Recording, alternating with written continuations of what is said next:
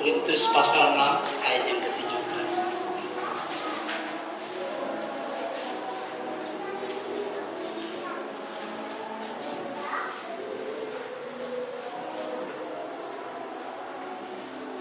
Korintus pasal 6 ayat yang ke-17. Kalau sudah ketemu, saya jemput saudara bangkit berdiri.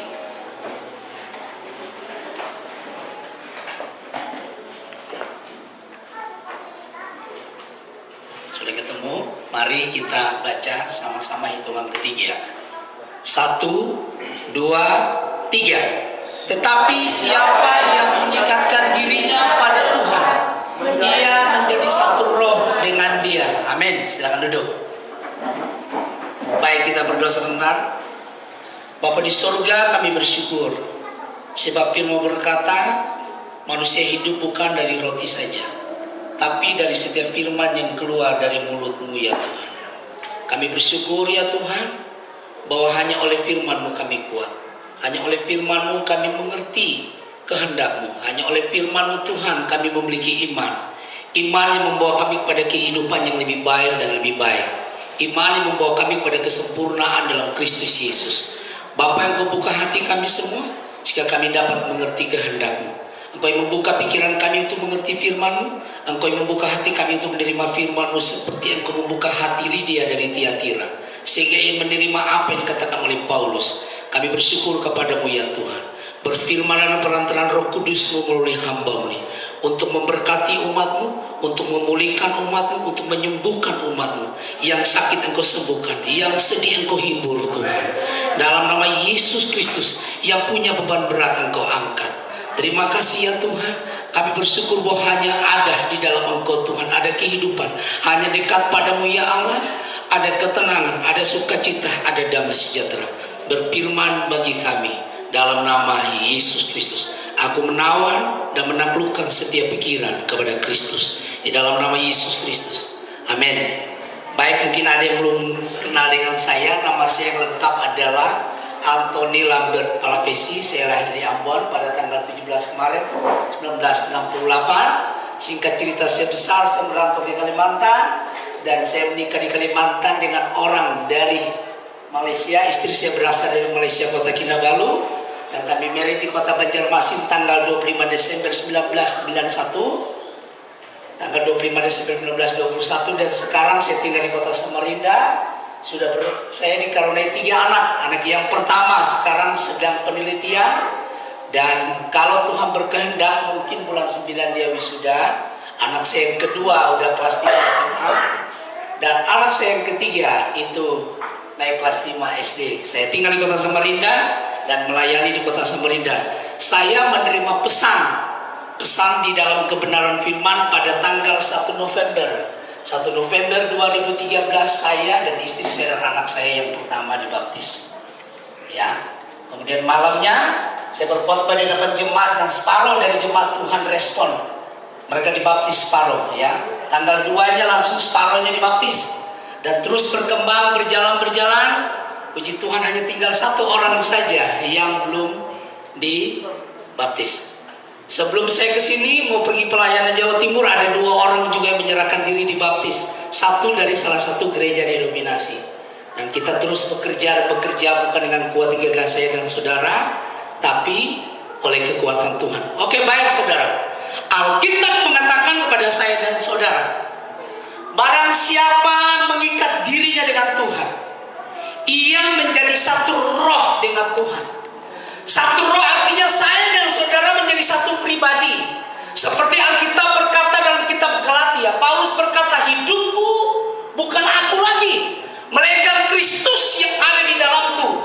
Jadi setiap tindakan Paulus, setiap sikap, perkataan, perbuatannya, sepertinya bukan dia lagi, tapi Kristus. Nah, inilah target saya dan saudara. Kalau Kristus ada dalam hidupku dan hidupmu, dengar baik-baik, maka kekhawatiran tidak akan pernah menguasai Anda lagi. Ketakutan tidak akan pernah menguasai Anda lagi. Anda tidak akan pernah takut dengan apapun yang terjadi di bumi ini. Anda tidak akan pernah khawatir tentang kegoncangan apapun yang datang menimpa bumi ini. Anda tidak akan takut. Mengapa? Karena Dia yang berkuasa di sorga, di bumi, di bawah bumi, ada di di dalam diri saya dan saudara. Sehingga tindakanku dan tindakanmu adalah dia. Saudara lihat apa yang terjadi dengan Henokh. Di Kejadian pasal 5 Alkitab berkata, dan Henokh hidup bergaul dengan Allah. Jadi hidupnya hari demi hari dia bergaul dengan Tuhan. Sepanjang hari, sepanjang masa. Apakah Henokh tidak punya pergumulan dalam rumah tangga? Dia punya pergumulan. Apakah dia tidak pernah mendengar rintihan anaknya, istrinya? Atau mungkin istrinya sedang mengandung tiba-tiba mau keguguran? Apakah Henokh tak punya masalah itu? Pasti dia juga punya masalah. Tapi karena dia bergaul dengan Tuhan, dia tahu jalan keluarnya. Ketika Anda dan saya, ketika saya dan saudara bersatu dengan Tuhan, tidak ada yang bisa memisahkan kita. Dan saya percaya, kekhawatiran tidak bisa menimpa Anda. Nggak akan bisa. Satu ketika saya butuh rumah, saya udah berdoa, saya percaya. Datang teman saya hamba Tuhan, dia bilang, Pak Tony bagaimana? Ya kalau Tuhan izinkan saya tinggal di lapangan, yang malu bukan saya, yang malu Tuhan saya. Loh ya, kalau Anda percaya kepada Tuhan, Anda tidak akan punya rasa malu. Loh benar. Karena orang yang malu ada sesuatu yang perlu diberesin.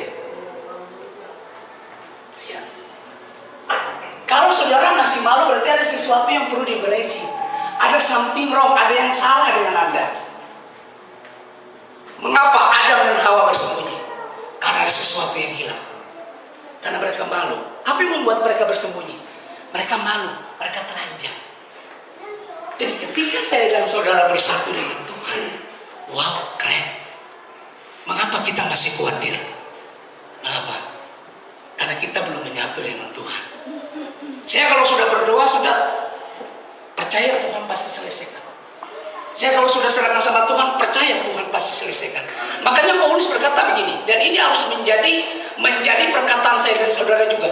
Dia tahu apa itu kesusahan, dia tahu apa itu kelimpahan. Anda bagaimana? Pertanyaannya, Anda bagaimana? Apakah pada waktu kelimpahan baru hidupmu happy gitu? Baru hidupmu senang? Lalu ketika ada masalah, ada kesusahan, lalu kamu terus hidup dengan kesedihan? Oh enggak begitu. Tidak. Semua itu Tuhan izinkan terjadi untuk menguji imanku dan imanmu. Terus ingat Yesus berkata begini. Ketika dia datang kedua kali, adakah dia menemukan iman di bumi ini? Apa yang dia maksud? Menurut Anda apa yang dia maksud?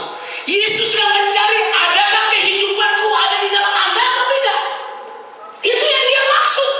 Adakah aku menemukan iman di bumi ini, yaitu hidupnya di dalam hidup saya dan saudara. Kehidupannya, gambar dirinya dalam hidupku dan hidupmu.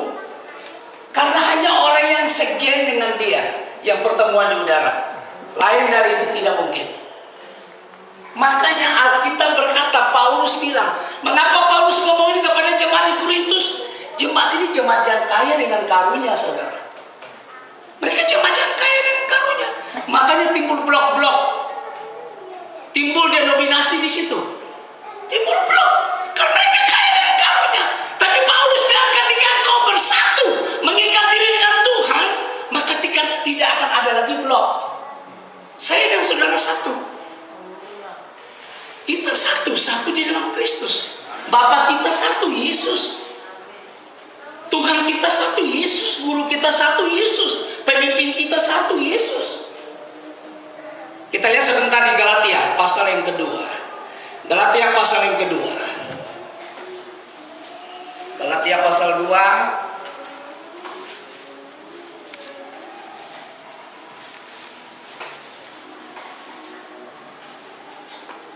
Ayat yang ke-20 dikatakan begini. Namun aku hidup, tetapi bukan lagi aku sendiri yang hidup, melainkan Kristus yang hidup di dalam aku. Dan hidup yang ku hidupi sekarang di dalam daging adalah hidup oleh iman dalam Anak Allah yang telah mengasihi aku, yang telah menyerahkan dirinya untuk aku. Ini yang perlu saya dan saudara miliki. Paulus bilang, hidupku bukan dia lagi tapi Kristus. Nah ini yang harus kita miliki. Bukan lagi yang lain, tapi Kristus.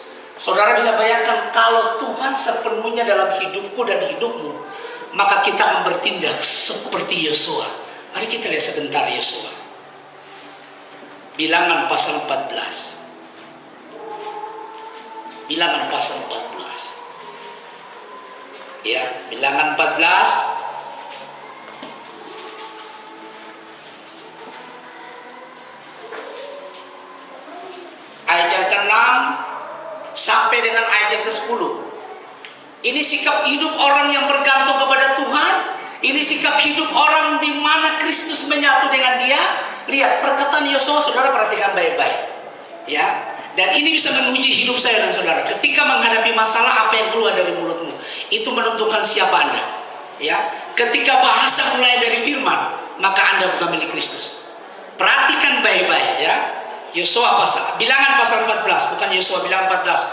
Ayat yang ke-6 dimulai, dikatakan, tetapi Yosua bin Nun dan Kaleb bin Yefune, yang termasuk orang-orang yang telah mengintai negeri itu, mengoyakkan pakaiannya dan berkata kepada segenap umat Israel, negeri yang kami lalui untuk diintai itu adalah luar biasa baiknya. Jika Tuhan berkenan kepada kita, maka ia akan membawa kita masuk ke negeri itu dan akan memberikan kepada kita suatu negeri yang melimpah-limpah susu dan madunya. Hanya janganlah berontak kepada Tuhan dan janganlah takut kepada bangsa negeri itu, sebab mereka akan kita telan habis. Yang melindungi mereka sudah meninggalkan mereka, sedang Tuhan menyertai kita.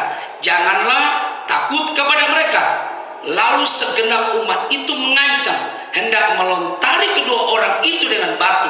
Tetapi tampaklah kemuliaan Tuhan di kemah pertemuan kepada semua orang Israel. Saudara perhatikan baik-baik. Di pasal yang ke-13, Yosua mengutus 12 pemimpin. Satu pemimpin mewakili masing-masing suku. Alkitab berkata mereka pergi mengintai negeri yang akan mereka datangi, negeri yang akan mereka masuk, negeri yang akan mereka duduki. Alkitab berkata mereka memetik hasil dari negeri itu dan mereka pulang. 40 hari kemudian mereka pulang ketemu dengan Yosua. Setelah mereka sampai kepada Yosua, mereka berkata, Tuanku Yosua, inilah hasil dari negeri yang Engkau suruh kami pergi. Perhatikan. Ke-12 pemimpin ini sama-sama menikmati firman yang sama. Mereka punya nabi yang luar biasa. Mereka punya pemimpin yang luar biasa yang dekat dengan Tuhan, bicara muka dengan muka. Perhatikan baik-baik. Perhatikan baik-baik. Ya. Tapi ketika mereka pergi ke tanah perjanjian, ketika mereka kembali melapornya kepada Yosua, hanya 2 orang yang memberi laporan yang benar, yang 10-nya tidak benar. Saudara lihat apa yang terjadi. Dikatakan kalau kita baca di pasal yang ke-14, mulai dari ayat pertama, mereka mengangkat satu pemimpin yang baru untuk memimpin mereka kembali lagi ke Mesir. Ada apa? Ada apa? Mengapa? Karena ketika mereka melihat tanda Kanaan, mereka Alkitab berkata, wah itu di sana ada orang raksasa. Kami lihat diri kami seperti belalang. Berarti selama ini perhatikan baik-baik, Tuhan tidak ada pada mereka. Selama ini pewahyuan yang mereka miliki, mereka cerna dengan akal mereka. Firman yang mereka dengar dari nabi yang luar biasa, yang kapasitasnya sama seperti Yesus, tidak bisa mengubah mereka. Mengapa? Saudara dengar baik-baik, seorang nabi yang kapasitasnya sama seperti Yesus. Mengapa? Karena Musa bilang, Tuhan akan membangkitkan seorang nabi sama seperti aku. Seorang nabi yang kapasitasnya sama. Lalu apa yang salah? Apa Musa yang salah? Yang salah adalah respon kita. Yang salah adalah tanggapan kita. Kalau ada mujizat, memuji Tuhannya makin enak, makin enjoy, makin luar biasa. Tapi kalau nggak ada mujizat,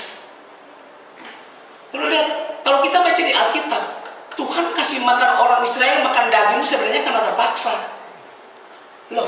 Itu karena terpaksa Jadi waspada dengan mujizat karena terpaksa, itu bahaya itu. Tapi ketika saya dan saudara menyatu wow, segalanya akan berjalan indah. Segalanya akan berjalan baik, segalanya akan berjalan sempurna. Sekalipun ada masalah, tetapi membawa hidupku dan hidupmu kepada kesempurnaan.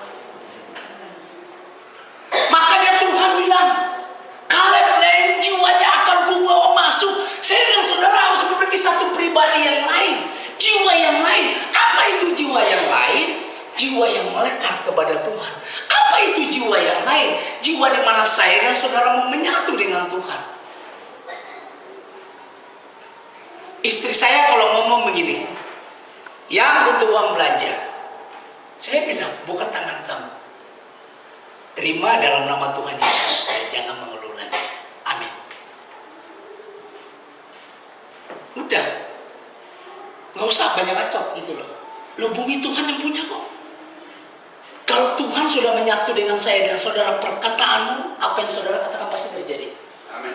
Loh, ini benar. Ini benar. Apa yang saudara katakan pasti terjadi. Karena demikianlah maka perkataanmu adalah perkataan Tuhan. Tindakanmu adalah tindakan Tuhan. Karena Tuhan sudah menyatu dengan kita. Tapi kalau Tuhan belum menyatu dengan saya dan saudara, ini masalah. Makanya kita harus buat satu ikrar, kita harus buat satu pernyataan. Tuhan, mulai hari ini aku menyatakan diri untuk mengikat diri, untuk menjadi satu dengan Engkau, supaya aku menjadi satu roh dengan Engkau, menjadi satu pribadi dengan Engkau, sehingga kehendak kita nggak ada lagi, tapi kehendak Tuhan. Sebab kalau kehendak saya dan saudara masih hidup, itulah masalah. Itu yang membuat kita tersandung, itu yang membuat kita bisa terjerumus. Itu yang terjadi dengan 10 pemimpin tadi, mereka tersandung karena masih ada kepentingan, bukan kepentingan Tuhan. Lihat, gara-gara mereka punya ulah, orang Israel harus keliling di padang gurun selama 40 tahun. Tapi pertanyaannya, apakah kedua orang ini terganggu jiwanya? Yaitu Yosua dan Kaleb. Mereka tidak terganggu jiwanya. Jiwanya tidak tergoncangkan. Apakah mereka menyalahkan ke 10 pemimpin? Oh tidak. Alkitab tidak mencatat demikian. Tidak. Sekalipun itu ulah orang lain, nggak apa-apa lah. Kita berkeliling nggak apa-apa. Tapi bagi Yosua dan Kaleb, tanah perjanjian adalah miliknya. Bagi Yosua dan Kaleb, tanah perjanjian adalah milik mereka. Bagi Yosua dan Kaleb, sekalipun lagi mengitari padang gurun, siang malam kedinginan, waktu panas, wah, ada debu, ada binatang buas, segala tetek bengih, mereka nggak peduli. Tapi di dalam visi mereka, di dalam roh mereka, tanah perjanjian miliknya. Tanah perjanjian miliknya. Makanya saudara lihat, orang yang tetap menyatu dengan Tuhan, tindakannya beda. Lihat baik-baik. Mari kita lihat di kitab Yosua pasal 14. Yosua pasal 14. Yosua pasal 14. Apa kata Yosua? Apa kata Kaleb kepada Yosua? Perhatikan. Dan dia ngomong tanpa ragu, tanpa khawatir, tanpa takut. Ya, mengapa? Karena Sang Maha Kuasa ada padanya, menyatu dengan dia. Karena di dalam dirinya tidak ada lagi roh pengecut, tapi roh keberanian. Lihat Yosua pasal 14. Alkitab berkata begini. Yosua 14 ayat yang ke-6. Bani Yehuda datang menghadap Yosua di Gilead. Pada waktu itu berkatalah Kaleb bin Yefune orang Kenas itu kepadanya, engkau tahu firman yang diucapkan Tuhan kepada Musa, abdi Allah itu, tentang aku dan tentang engkau di Kades Barnea. Dikatakan begini, aku berumur 40 tahun ketika aku disuruh Musa, hamba Tuhan itu, dari Kades Barnea untuk mengintai negeri ini. Dan aku pulang membawa kabar kepadanya yang sejujur-jujurnya. Sedang saudara-saudaraku yang bersama-sama pergi ke sana dengan aku membuat tawar hati bangsa itu. Aku tetap mengikuti Tuhan Allahku dengan sepenuh hati. Perhatikan baik-baik. Aku tetap mengikuti Tuhan Allahku dengan sepenuh hati, bukan separuh hati, bukan 99% hati, tapi dengan sepenuh sepenuh hati. Sekalipun mengitari padang gurun 40 tahun, tapi hatiku tetap kepada Tuhan, bukan kepada yang lain. Mataku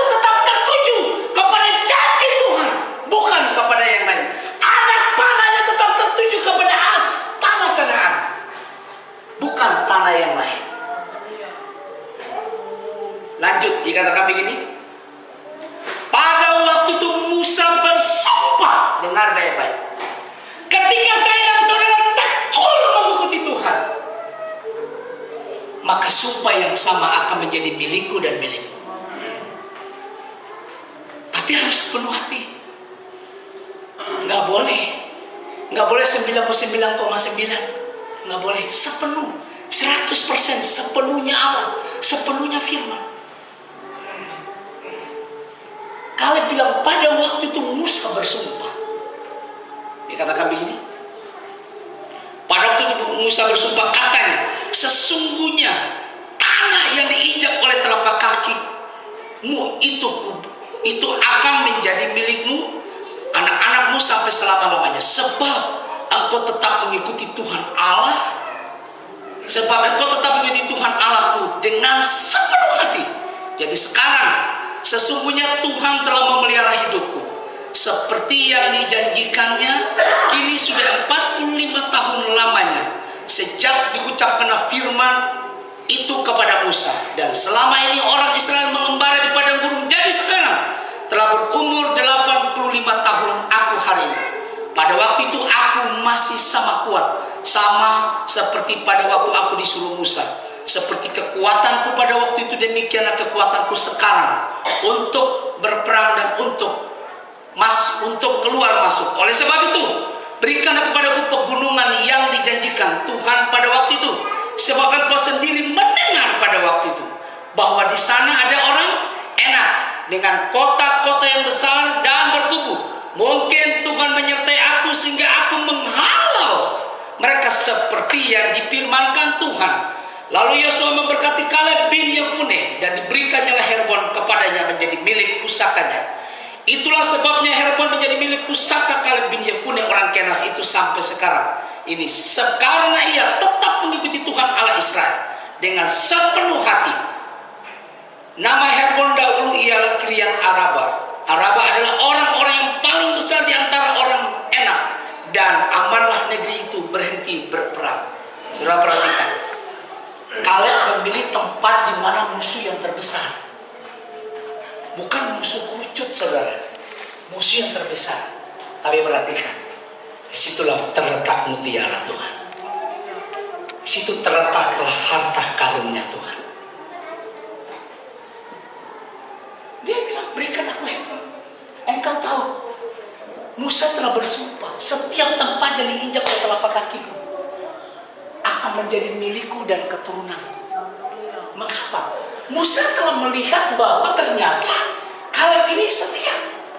Dia melihat. Jadi kesetiaanku dan kesetiaanmu satu saat akan teruji. Jadi kesetiaan saya dan saudara harus diuji. Pengiringan saya dan saudara kepada Tuhan harus diuji. Ada banyak orang sakit. Perhatikan, kita kalau mau uji kesetiaan seseorang itu gampang. Tidak mungkin kan orang sakit dia langsung panggil dokter datang ke rumah, kan, terkecuali orang itu sudah punya dokter pribadi, betul? Betul? Nah, dia ketika misalkan istri kita sakit, anak kita sakit, ya, kita pasti kan ke dokter. Biar hujan, biar apa, kita pasti pergi. Tapi coba ibadah. Aku sakit lagi malas Tapi berdoa minta Tuhan berkati. Itu munafik, saudara. Itu pengecut. Bukan mental kesatria itu. Itu mental banci, itu mental bencong, mental minta-minta. Saya ngomong karena udah terbukti. Di tempat kami, saya belum terima pesan soal ibadah. Gak peduli anak saya sedang sakit panas tinggi, saya bilang bahwa pergi ini urusan Tuhan. Sampai tempat ibadah dia pasti waras. Benar. Sampai tempat ibadah panas, biarin aja. Puji-pujian, biarin aja. Belum habis firman, biarin aja. Kalau ini miliknya kok. Apa yang terjadi, saudara? Dokter tidak perlu menjama, karena firman yang menjama. Ada satu orang bapak namanya Pak Budi Harto, jemaat Tuhan di tempat kami. Dia nggak peduli anaknya sakit, pokoknya nggak peduli, hujan banjir nggak peduli. Dia pasti akan datang ibadah. Kalau ada banjir di depan, dia berdiri berhenti sejenak. Tuhan, ini apa yang harus saya buat? Tiba-tiba Tuhan bilang, matiin sepeda motor. Dia dorong. Sampai seberang Tuhan, nyalain sepeda motor. Nyala. Tuhan bilang, dari rumah Bapak yang ganti. Nanti sampai di gereja, kamu berganti. Dia nggak peduli biar anak sakit. Dia tetap datang ibadah. Dan Tuhan perhitungkan dia. Perhatikan. Di sekolahnya dia kan seorang pegawai negeri. Setiap bulan kalau orang terima gaji kan pinginnya utuh. Tapi Bapak ini terima gajinya utuh. Mengapa? Karena dia bebas dari kredit. Yang lain-lainnya kredit. Tiap bulan ada yang terima hanya 200.000. Dia nggak utuh. Mereka sampai heran. Bagaimana modelnya? Dia bilang, hidupku karena iman kepada Tuhan. Oh iya. Saya dan saudara kalau menyatu dengan Tuhan, tidak ada sedikit pun kekhawatiran dalam hidupku dan hidupmu. Nggak akan ada. Kalau kita khawatir, apa yang bisa kita tambah? Nggak bisa. Alkitab berkata dalam Roma 8 ayat 1 dan kedua. Demikianlah tidak ada penghukuman bagi mereka yang hidup dalam Kristus Yesus, yang hidup menurut roh. Yang hidup menurut roh. Bukan hidup menurut daging. Daging ini membuat saya dan saudara akhirnya tersandung. Apa itu daging? Keinginan mata, keangkuhan hidup, mau menang sendiri, egois dan sebagainya. Itu harus dimatikan. Lalu bagaimana caranya itu mati? Roma 8 ayat 13 berkata, oleh roh saya dan saudara mematikan perbuatan-perbuatan tubuh atau daging. Ada orang bilang, roh penurut daging lemah. Ya jadilah sesuai perkataanmu. Karena bilangan 14 ayat 28, apa yang kita katakan Tuhan buat. Tergantung apa yang kau ngomong. Apa yang keluar dari mulutmu. Firman atau emosimu. Firman atau kata-kata marah-marahmu. Saudara harus percaya. Karena janji Tuhan hanya bagi orang percaya. Janji Tuhan hanya bagi orang yang sabar. Orang percaya dan sabar, saudara.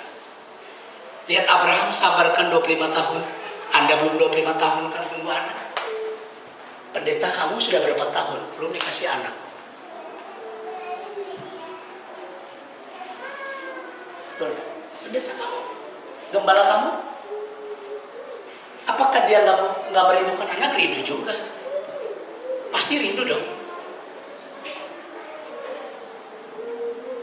Kalau Tuhan mau besok istrinya bisa ngidam. Loh, apa ada yang mustahil bagi Tuhan? Kalau Tuhan mau besok istrinya bisa ngidam. Bagaimana caranya? Ya bukan urusanku, itu urusan Tuhan. Amen. Yang penting aku percaya. Selesai. Nggak usah direnungkan lagi. Percaya saja. Pokoknya percaya, selesai. Amin. Terjadi seperti imanmu sudah. Kalau kita bilang seperti imanmu, jadi sesuai imanmu. Jadi kita harus benar-benar menyatu dengan Tuhan, menjadi satu pribadi dengan Tuhan. Saudara lihat Daniel, siapa sih yang gak takut dengan singa? Omong kosong, waduh, hai. Bayangkan raja orang kafir bilang, Allahmu yang kau sembah dengan tekun Daniel akan memelihara. Ketekunanmu itu akan menghancurkan semua kekuatan musuh. Saudara kira singa mengaum? Ada dua jenis singa. Yang satu ada jenis singa yang benar singa, yaitu singa dari Yehuda. Kalau dia mengaum, pasti akan keluar firman dari Nabi di Amos. Ada lagi satu singa, dia mengaum, tapi dia kerjanya hanya menelan, membinasakan saya dan saudara. Siapa singa itu? Yaitu iblis. Dia selalu menyamar. Tapi satu hal yang tidak bisa dia lakukan adalah kasih. Saya baca di buku pesan, segala sesuatu iblis bisa tiru, karunia semua dia bisa tiru. Hanya satu ini yang dia nggak bisa tiru, yaitu kasih. Ketika saya dan saudara menyatu dengan Tuhan, maka kasih Tuhan akan ada pada kita. Kasih kan melenyapkan ketakutan. Kalau saudara masih khawatir, saudara masih takut, berarti kekristenan saudara itu diragukan. Iman saudara sedang diambang-ambang gak jelas. Iya sedang gak jelas. Perjalanan hidupmu sedang arahnya gak menentu. Sadrak, Mesak, Abednego bilang gini, atau Hananya, Misael dan Asaria. Nama asli mereka tuh Hananya, Misael dan Asaria. Mereka bilang, kalau Allah kami yang kami puja tidak menolong kami, kami tidak akan mendengar ucapan untuk sujud menyembah patungmu.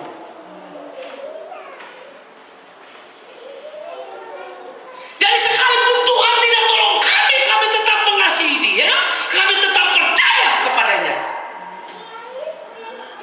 Ketika doamu tidak dijawab, bagaimana? Adakah engkau semakin tekun berdoa atau ngambek? Ketika kebutuhanmu detik-detik mau ini, aduh, gelisah, gelisah, ditakuti, aduh Tuhan, gimana Tuhan? Tuhan kan tahu waktunya. Cuma kadang-kadang kita bilang, Tuhan, Engkau nggak tahu sih waktuku lebih baik dari waktumu. Itu kan katamu. Kita harus tahu waktunya Tuhan. Harus tahu. Saudara, ketika saya menerima pesan ini, Tuhan ngomong sama saya satu hal. Anakku, kamu nggak usah khotbah tentang uang, nggak usah bersaksi tentang uang lagi. Ya, pokoknya tugas kamu beritakan Injil, aku beresin. Sudah, percaya, aminkan. Dan sejak itu, saudara, sejak tanggal 1 November, saya nggak pernah khotbah lagi tentang finansial. Saya nggak pernah bersaksi lagi tentang uang. Enggak. Itu jemaatnya, khotbah Om berubah, nggak kayak dulu lagi. Di tempat kami mereka nggak panggil saya pendeta, tapi mereka panggil saya Om. Loh ya, benar, kita sangat akrab. Perhatikan baik-baik. Saya dan saudara harus menyatu dengan Tuhan. Efesus pasal 6 ayat 10 berkata begini. Saya dan saudara harus kuat di dalam Tuhan dan kuat di dalam kekuatan kuasanya. Efesus 6 ayat 10. Akhirnya hendaklah kamu kuat dalam Tuhan dan kuat dalam kekuatan kuasanya. Apa maksudnya? Roma 8 ayat 14. Setiap orang yang dipimpin oleh Roh Allah adalah anak Allah. Contoh sederhana. Pada tanggal 28 Juni 2014 terjadi di salah satu tempat di Batu Malang. Sedang retreat.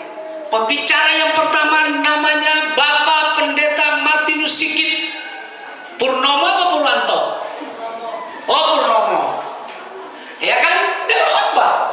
Padahal kita dari awal ini kan sudah rencana. Saya bilang, bro, brother kan jam terbangnya di pesan ini kan sudah tinggi. Jadi brother yang isi 3 session, saya yang gampang-gampang saja mengenai baptisan. Ya kan? Berdialog, sudahlah. Pokoknya itu keputusan final. You 3 session, I 1 session. Udah. Sampai tiba acaranya, beliau berkhotbah. Oh, berapi-api. Wush, matanya galak kayak Tuhan Yesus gitu. Ya kan? Sorotan matanya tajam sekali, menembus jantung raja-raja. Tiba-tiba Tuhan bilang, anakku, sesi kedua kau yang khotbah. Tuhan ngomong sama saya, jelas. Dan ayat pembukanya Wahyu 3 ayat 19. Kalau saya bilang, Tuhan, kau mondok sama brother Martinus. Dan dia yang harus ngomong sama saya, bukan saya. Itu contoh sederhana kita hidup oleh Roh. Ya kan? Jadi bukan pakai handphone. Halo, sesi kedua aku yang enggak. Kita pakai telepon yang dari zaman bahula. Dan itu tidak akan pernah busuk. Apa teleponnya? Hidup oleh Roh. Saudara ngerti? Sebab handphone yang saudara pakai bisa membuat istrimu yang cantik kecantol sama orang lain. Sebab handphonemu yang canggih yang kau pakai bisa membuat suamimu disambar halilintar, alias yang gak jelas pakaiannya di luar. Loh iya, ini benar. Ini benar saudara. Makanya mengapa sampai sekarang khotbahku tetap pakai yang gini aja. Tetap pakai yang gini aja. Kalau ini blend, kalau kabut dia, kebingungan dia. Kalau apetnya Master Martinus blend, bagaimana? Pewahyuannya hilang karena ada di dalam iPad.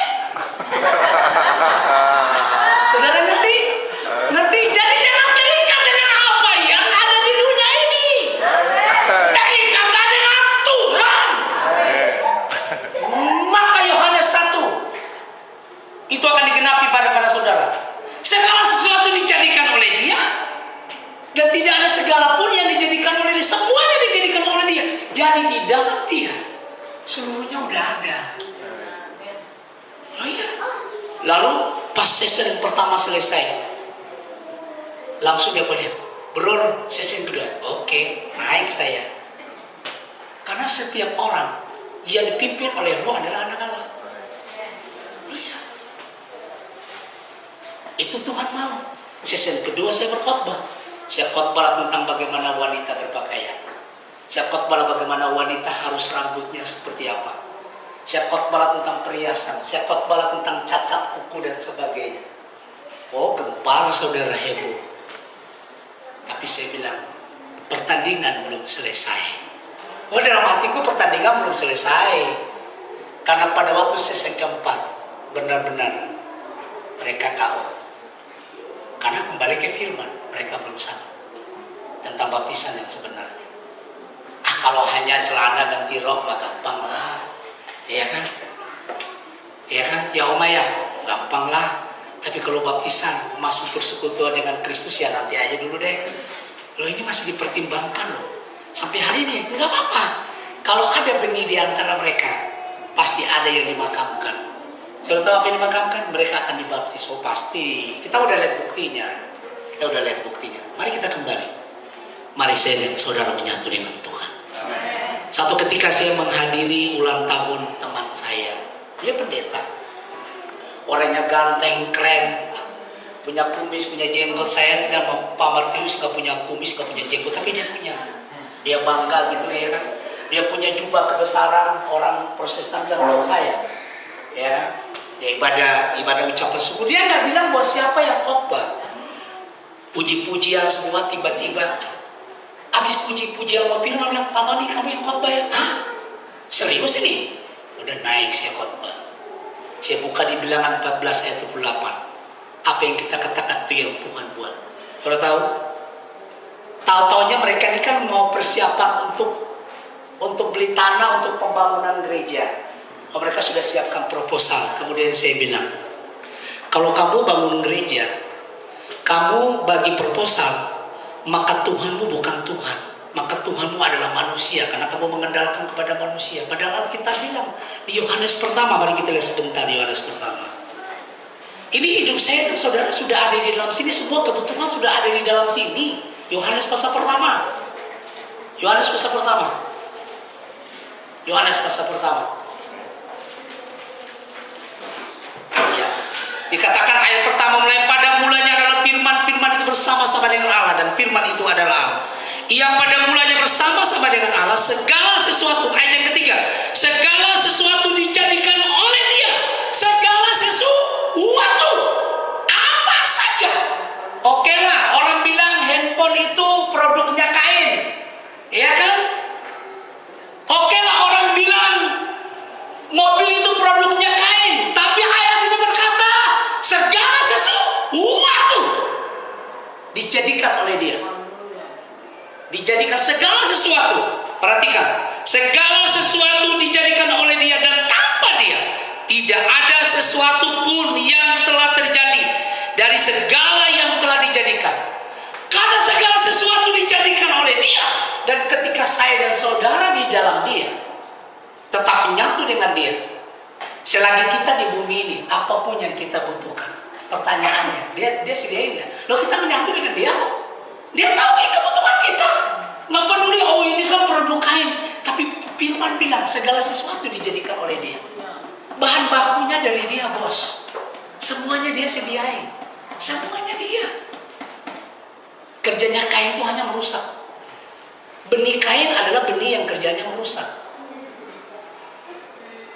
Ya, segala sesuatu. Sekarang pertanyaannya, apa yang membuat Anda sampai hari ini masih khawatir? Apa yang membuat Anda sampai hari ini masih sulit tentang masa depan? Tidak punya gambaran tentang masa depan? Apa? Apa masalahnya? Dengar baik-baik. Saya dan saudara hidup bukan karena pengetahuan, tapi karena iman. Alkitab berkata orang benar hidup karena iman, bukan pengetahuan. Kalau memang benar pengetahuan merupakan jawaban, mengapa bangsa ini nggak boleh pulih? Banyak orang pintar kok. Iya kan? Mengapa bangsa ini nggak pulih-pulih?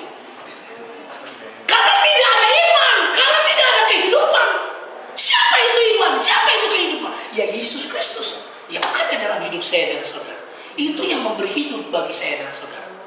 Jadi berjanjilah mulai hari ini, Tuhan, aku putus hubungan dengan khawatir, aku putus hubungan dengan ketakutan, aku putus hubungan dengan kecemasan. Kalau Tuhan sudah ada pada kita, aduh, gak perlu takut dengan sakit penyakit, gak perlu takut. Saya bergumul dengan pantat saya ini lumayan lama loh, Pak Martinus ini tahu loh. Waktu di Ambon tuh, aduh, mau kakak Erin jatuh saya, pantatku sakit bro, kamu aja yang khotbah ya. Nah benar, bisunya lama baru hilang. Mana ada bisul itu sampai sebulan, ini lebih dari sebulan. Tapi saya bilang, Tuhan, yang aku tahu bilur-bilurmu telah menyembuhkan. Waras juga dia, sembuh juga. Itu diizinkan terjadi seperti duri dalam daging supaya aku tetap berharap kepada Tuhan. Kadang-kadang tergoda mau ke dokter juga. Loh ya, ada banyak orang imannya bukan kepada Tuhan tapi kepada teknologi. Ada banyak orang imannya bukan kepada Tuhan tapi kepada dokter. Mau uji seseorang tuh gampang. Oh iya. Anak saya kalau sakit, saya bilang sama istri saya, sini saya tumpang tangan. Karena firman bilang, orang percaya letakkan tangan orang sakit, orang itu sembuh. Bukan tangan kitanya, perhatikan baik-baik. Bukan tangan kitanya, tapi 1 Korintus 6 ayat 17 yaitu, dia sudah ada bersama kita, kuasa itu yang tersalur melalui bejana ini. Saudara paham? Saudara paham? Dan dengar, kalau memang benar saya dan saudara sudah menyatu dengan Tuhan, maka saya dan saudara akan tahu tugasmu masing-masing. Ya. Saya kasih contoh, tahu tentang Musa, kemudian Harun dan Hur dan Yosua. Cerita dalam Keluaran pasal yang ke-17, ketika pertama kali orang Israel berperang melawan Amalek setelah mereka keluar dari Mesir, Alkitab berkata bahwa Musa berkata pada Yosua, pilihlah orang-orang bagi kita untuk berperang melawan Amalek. Aku akan naik ke atas gunung untuk berdoa, betul? Lalu Musa bilang, Alkitab berkata, kalau dia tangannya tetap terangkat, maka kuatlah Israel. Tapi kalau dia tangannya turun, maka menanglah Amalek. Saudara perhatikan, ini yang kita harus perhatikan baik-baik. Ketika Musa sedang berdoa, angkat tangan. Alkitab bilang, lalu penatlah tangan Musa. Apa Harun dan Hur bilang, rasain kamu? Enggak kan? Harun dan Hur langsung tahu tugasnya mereka topang. Ketika gembala saudara ada masalah, apakah saudara mencaci maki dia atau ngomong dia di belakang? Atau saudara menopang dia? Buktikan bahwa kita satu tubuh dalam Kristus.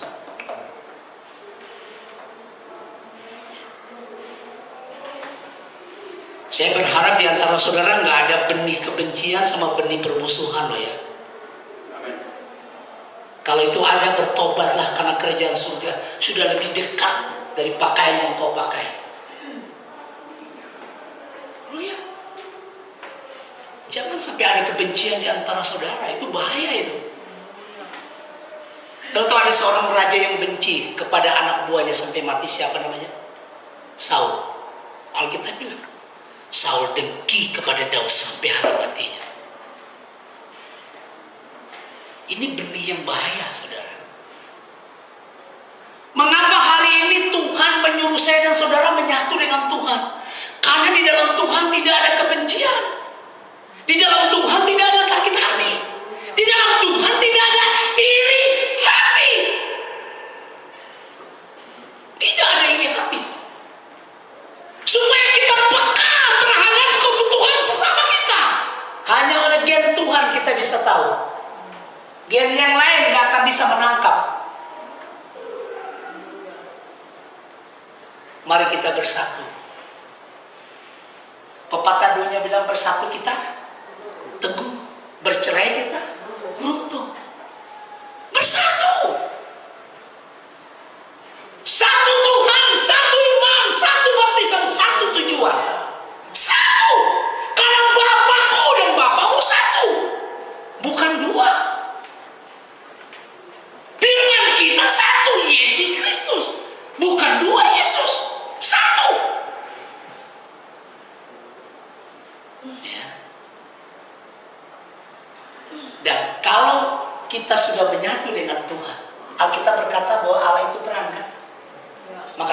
ada lagi kegelapan dalam diri kita. Jadi kalau antara suami istri masih ada yang sembunyi-sembunyi, tidak terbuka suami istri satu sama lain, bertobatlah kaulah, ya. Bertobat itu harus terbuka. Iya, saya dengan istri saya nggak ada yang tersembunyi, terbuka dalam segala hal. Harus terbuka. Harus terbuka. Atau mungkin ada yang masih saudara sembunyikan sama istrimu, sama suamimu? Harus terbuka, karena Allah itu terang. Yang namanya terang berarti tidak ada bagian yang gelap. Semuanya transparan. Indah saudara ketika kita menyatu dengan Tuhan. Wow, dahsyat, keren. Saya alami dalam hidup saya. Saya alami, sungguh saya alami. Dan ini bukan cerita omong kosong, saya alami.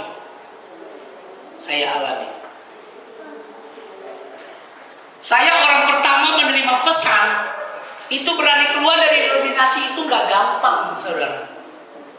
Pertama kali saya baptisnya pagi, malam khotbah di hadapan jemaat, itu hanya ada dua kemungkinan. Kemungkinan yang pertama mereka bertahan, kemungkinan yang kedua mereka pergi, betul enggak? Loh, itu resiko. Tapi yang namanya orang yang bersatu dengan Tuhan seperti Kaleb dan Yosua, apapun resiko mereka hadapi, Kaleb bilang akan kita telan habis. Musuh itu nggak usah dikunyah, bikin capek rahang. Saudara, musuh itu harus ditelan habis. Tuhan nggak suruh kita punya, nah. Tuhan suruh kita telan habis. Apa musuh kita? Ya ketakutan, khawatir, segala sesuatu yang mengganggu jiwamu itu musuh. Karena Tuhan tidak pernah mengganggu jiwa saya dan saudara. Segala sesuatu yang mengganggu jiwamu itu musuh. Alkitab bilang kita telan habis. Jadi akhirnya kita kuat dalam Tuhan dan kuat dalam kekuatan kuasanya. Mari kita berdiri. Berdiri. Kita nyanyikan pujian. Aku mengasihi Engkau Yesus. Mengasihi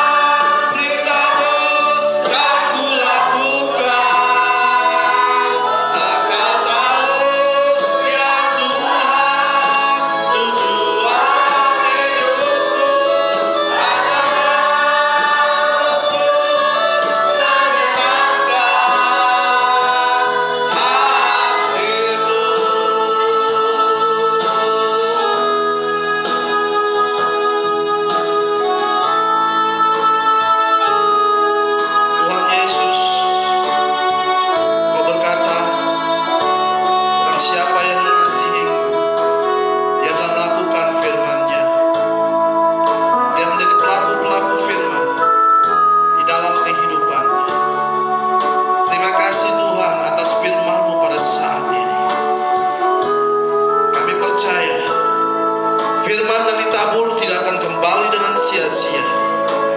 Firman itu akan menancap di dalam tanah yang subur supaya berbuah 100 kali lipat, Tuhan.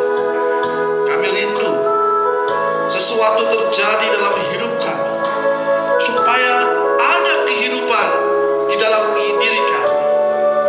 Dan kami percaya dan yakin kehidupan-Mu ada di dalam setiap pribadi kami. Terima kasih Tuhan. Segala sesuatu yang terjadi dalam hidup kami mendatangkan kebaikan bagi mereka yang mengasihi Engkau.